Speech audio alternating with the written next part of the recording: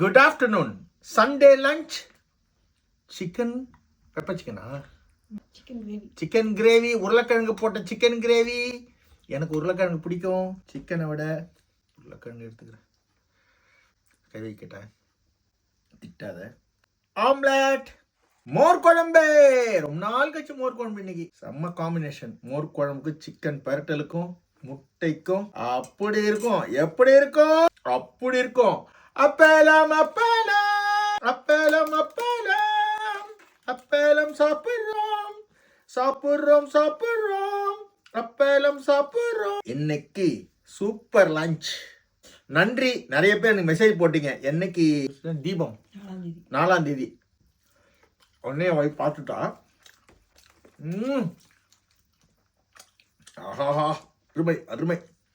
Chicken கொஞ்சம், முட்டை கொஞ்சம், மோர் தண்ணி அடி ஊற்றிட்டு அப்பளத்தை அடி பிச்சு இது ஒரு போர்ஷன் வச்சு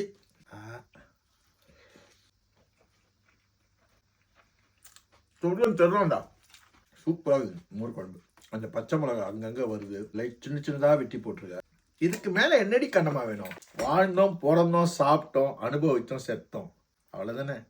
பிறவி எனக்கு நல்ல பிறவியாக கொடுத்ததுக்கு இயற்கைக்கு நன்றி. எனக்கு எவ்வளோ குழந்தைங்க, உலகத்தில் எவ்வளோ குழந்தைங்க என்னை ரசிக்குது. அதுதான் என்ன வேணும்? எனக்கு என்னது குழந்தை?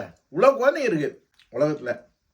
இன்னைக்கு தர்ஷன், ஹாப்பி பர்த்டே தர்ஷன். நல்லா இருங்க, ஹாப்பியாக இருங்க. அவங்க பிரியாவோட பையன் தர்ஷன். நிவேதாக்கு பர்த்டே. Happy birthday Nivetha.